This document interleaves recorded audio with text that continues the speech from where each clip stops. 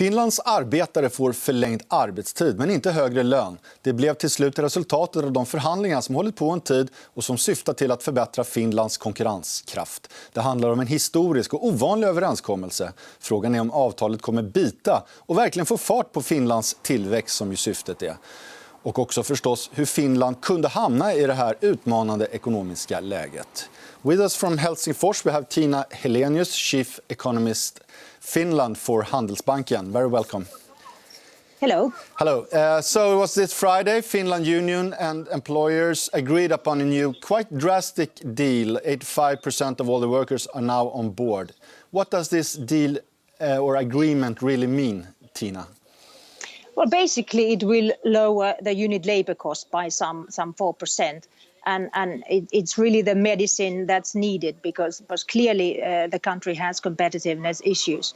And it's part of the reason why the recovery has been so slow in coming. Is this enough, you think, or would you like to see more, or is this quite enough to really sharpen up Finland's situation now?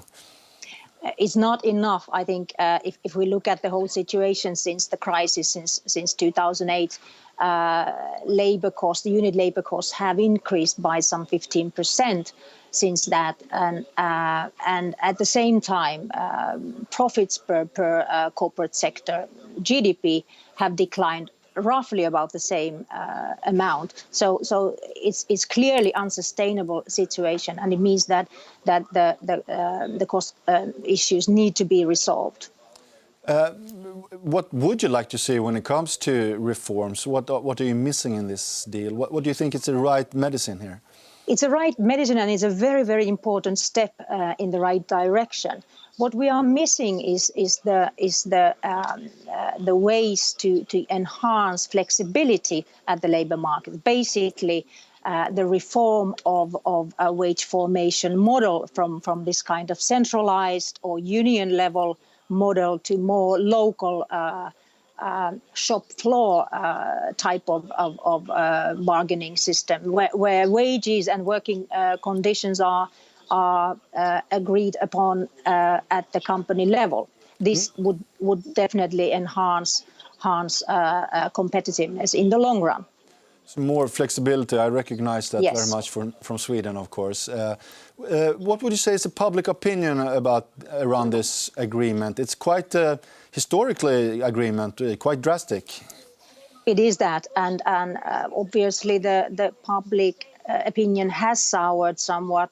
It's reflected in the government approval ratings for one thing.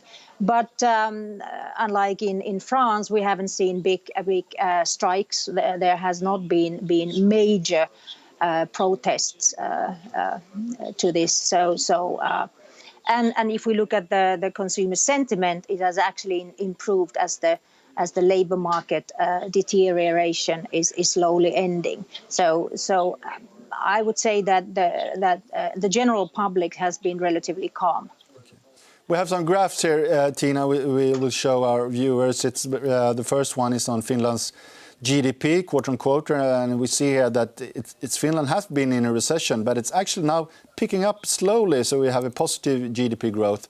And also the other graph shows what it's all about. I mean, it's the private consumption is quite okay. What has happened is that import and especially the export has really weakened since the crisis you mentioned before.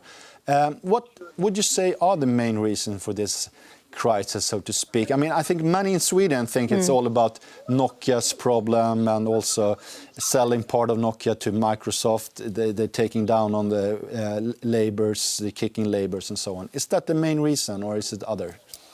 I would say that Nokia is a large part of it, but it's not the only reason to this crisis.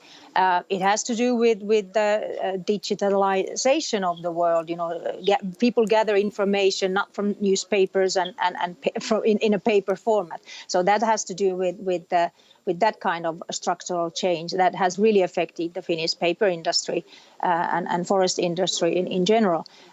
Also, the Russian trade has collapsed at the same time that we are going through these structural changes. It has been an unfortunate an unfortunate burden on top of all these other issues.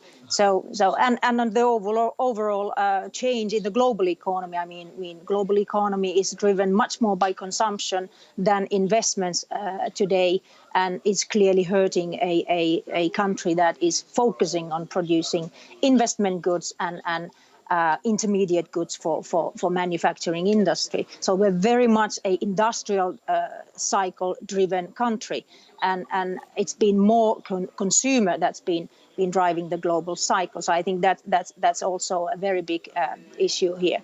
Okay.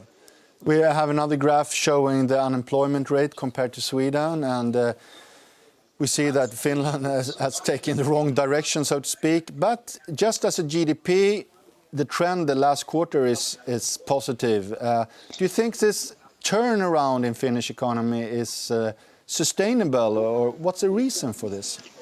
Yes. The problem with that is that it's driven by private consumption and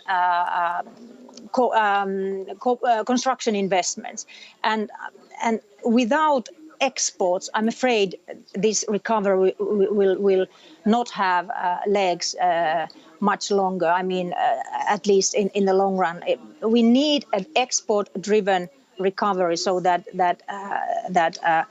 exports will be the driving force, and it will sort of spread to domestic. No, so far we haven't seen a turnaround in exports, and that's what's missing, and that is really a worrying sign. There are economists and experts that say that Finland has to start selling some of the partly owned state-owned companies such as Sampo, Stora Enso, Metso, Fortum, even Finnair. What's your thought about that? Is that going to happen?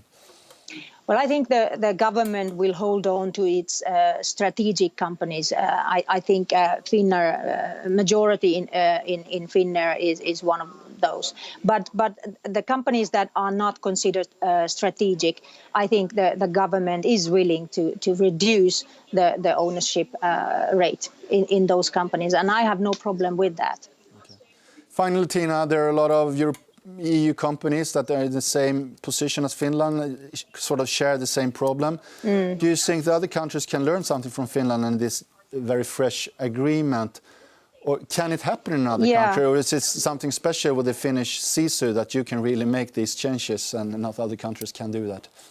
Yeah, this is a very protracted recession in Finland, and I think that because of that, these drastic measures are needed.